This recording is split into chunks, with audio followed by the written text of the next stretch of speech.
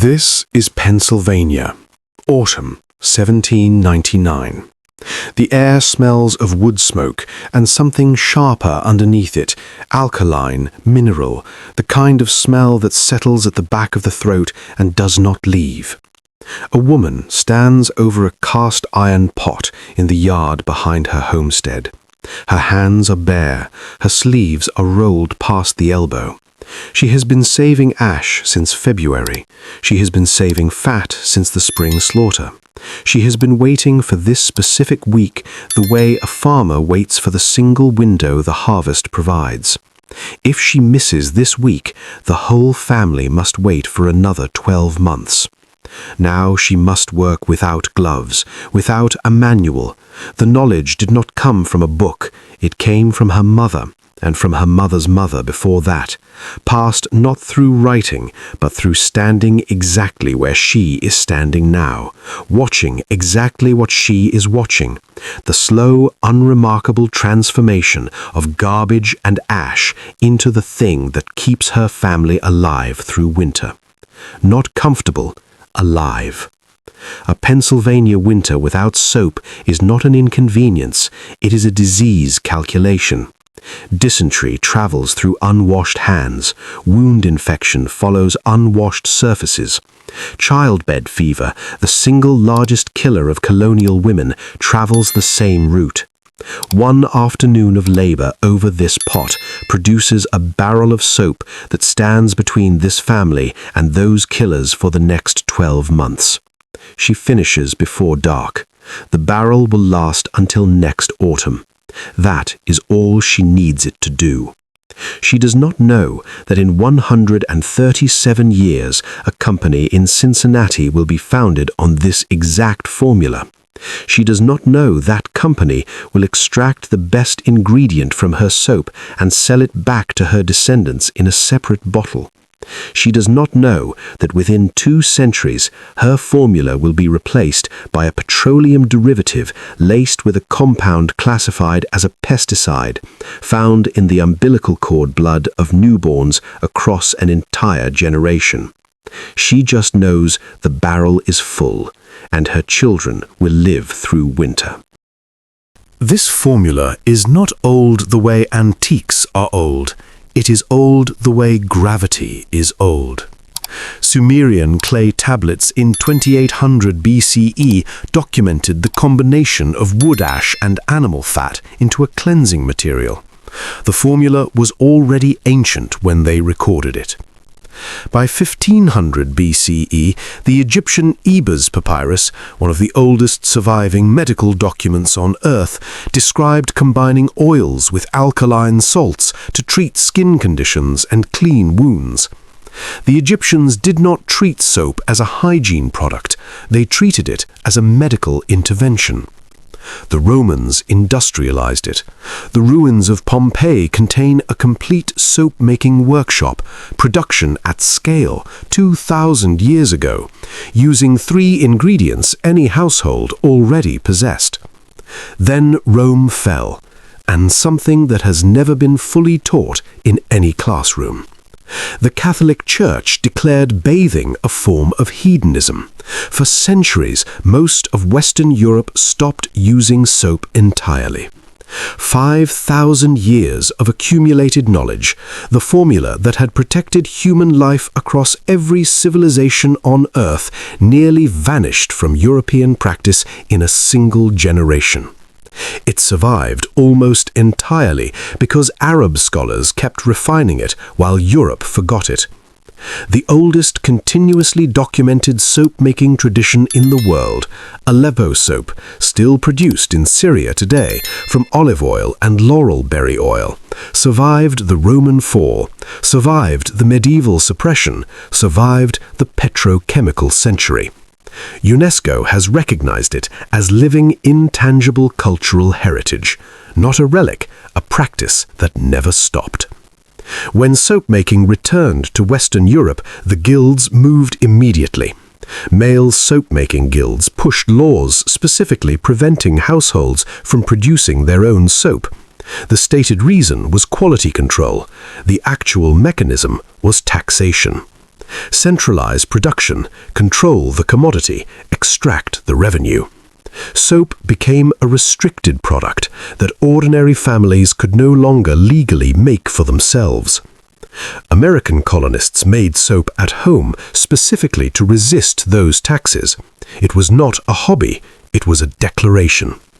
The Pennsylvania Dutch communities, many of whom became the Amish, were among the most dedicated home soap makers in the colonies.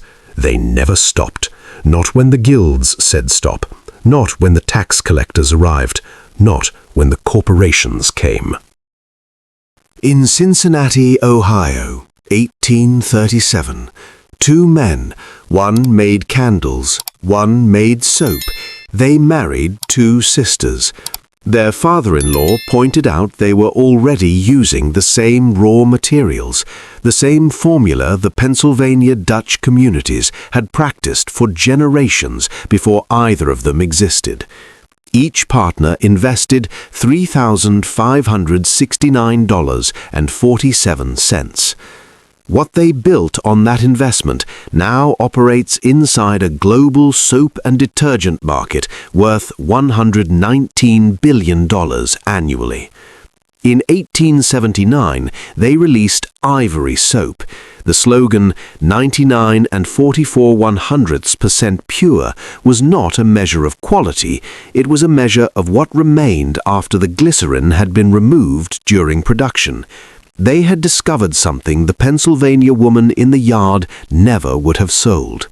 Glycerin, the natural humectant produced automatically during saponification, the chemical reaction between fat and lye, could be extracted from the soap, used to extend shelf life, and sold separately as premium moisturizing lotion. Read that again slowly. They removed the ingredient that made the soap heal your skin. They marketed the removal as purity. Then they bottled what they removed and sold it back to you at $15 a bottle, labeled as luxury skincare. One formula, one extraction, two revenue streams. The soap your great-grandmother made for free contained the glycerin. The soap on the shelf does not. The lotion you buy to treat the dry skin the soap caused, that is the glycerin, repackaged, repriced, returned to you as a solution to the problem they engineered. And then, because selling diminished soap was not enough, they needed to make sure you never thought to make your own. In 1932, Procter and Gamble funded the first American radio serial drama solely to advertise soap to housewives while they worked at home. They produced serial after serial through the 30s, 40s, and 50s. That format became known as soap operas. The term exists in the English language, is taught in media studies classrooms, referenced in cultural history, because a soap company invented an entire entertainment genre to sell a product it had already stripped of its most valuable ingredient. That is not a footnote. That is the shape of the thing. Then the chemistry changed entirely. 1946, synthetic laundry detergent, not soap, a petroleum derivative. 1966, a compound called triclosan, developed for hospital disinfection, classified as a pesticide. By the year 2000, it was present in 75% of all liquid hand soaps sold in America. By 2008, 93%. The FDA convened its first advisory panel on triclosan safety in 1972. It published its first formal proposal questioning that safety in 1974. The soap industry lobbied, and lobbied, and lobbied. 44 years. During those 44 years, triclosan was found in the urine of 75% of Americans tested, in breast milk, in blood plasma, in amniotic fluid, in the umbilical cord blood of newborns. Babies born into a world where the soap meant to protect them had become the vector. The same transdermal absorption mechanism that makes nicotine patches deliver nicotine, that mechanism is how triclosan entered the bloodstream of a population washing their hands with it every single day for 4 decades. The FDA's ban finally arrived in 2016. Their stated conclusion was precise and devastating. Manufacturers had never demonstrated that triclosan was safe for long-term daily use or more effective than plain soap and water. Never demonstrated. Not safe, not more effective. 44 years. A pesticide in the cord blood of an entire generation of children. The Amish never bought a single bottle. Because the lye that wood ash produces registers between pH 12 and pH 13, at that alkalinity, bacterial cell walls are chemically destroyed and viral lipid envelopes are disrupted through the same saponification reaction that converts fat into soap in the first place.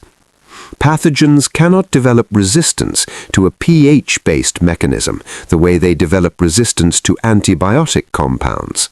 There is no evolutionary pathway around chemistry that dissolves the membrane you need to survive. This is the documented scientific basis for the FDA's own conclusion. The mechanism that makes lye soap effective against bacteria and viruses is identical to the mechanism it is used for 5,000 years. Triclosan added nothing. It cost 44 years of lobbying and contaminated the bodies of an entire generation of children to confirm what the Sumerians already knew. The formula never disappeared. It just became inconvenient to know. In Lancaster County, Pennsylvania, Garden Path Soaps, founded in 2003 by an Amish homemaker using traditional lye recipes her community had never abandoned, now produces 480 bars in a single production day. Same formula, same knowledge passed mother to daughter across every century of suppression, scaled by nothing but practice and the decision to never stop. In Aleppo, the oldest soap-making tradition on earth is still running, through war, through displacement, through a petrochemical century that told the world the old ways were primitive. It kept going because the people who carried it understood something the guilds and the tax collectors and the corporations never did. You cannot suppress a formula that lives in a body rather than a book. The Handcrafted Soap and Cosmetic Guild maintains publicly accessible traditional formula documentation across every U.S. region. The knowledge is not buried in an archive. It is being taught and practiced and documented by living people in communities that never accepted the replacement. The woman in the Pennsylvania yard in 1799 needed 3 full batches before she produced a barrel good enough for her family. She recorded it not as a complaint, she recorded it as a standard. Every community that carried this forward made the same decision she made, not to stop, not to buy in, not to need what the industry was selling. The ash is still in the fireplace. It always was. 3 ingredients, already in your house. White ash from hardwood, hickory, maple, oak, beech, from any fireplace, wood stove or backyard fire pit, collected through a single winter. Rendered cooking fat, bacon grease, chicken drippings, beef tallow, saved from a normal week of cooking in a jar beside the stove. Rainwater collected from any roof's downspout. The lye makes itself. Water poured slowly through ash dissolves the potassium the tree spent its lifetime pulling from the soil. What drips out is potassium hydroxide. The tree did the chemistry, the water collected it, the bucket delivered it. 3 parts rendered fat to 1 part lye by volume. cast iron or stainless steel only, low heat, constant stirring, waxy to grainy to smooth. One egg floating with a quarter-sized circle above the surface confirms concentration. One touch of tongue to soap confirms saponification is complete. 2 tablespoons of salt in the final 30 minutes produces hard bars. 4 weeks curing. Every bar contains the full glycerin content that Procter and Gamble have been extracting and reselling since 1879. Annual soap cost for the average American household, $50. Homemade cost, essentially zero. Over 25 years, $2,000 saved on a product that outperforms everything currently on the shelf and contains none of what ended up in the cord blood of an entire generation. 5,000 years, every civilization on Earth, the same 3 ingredients, the same result. Medieval guilds suppressed it through law. English administrators suppressed it through taxation. A Cincinnati company extracted its best ingredient and marketed its extraction as purity, then replaced it with a petroleum derivative carrying a pesticide that contaminated the bodies of newborns across 4 decades, while the FDA's own advisors raised concerns that weren't addressed for 44 years. The formula was on the clay tablets before the empire that fired them existed.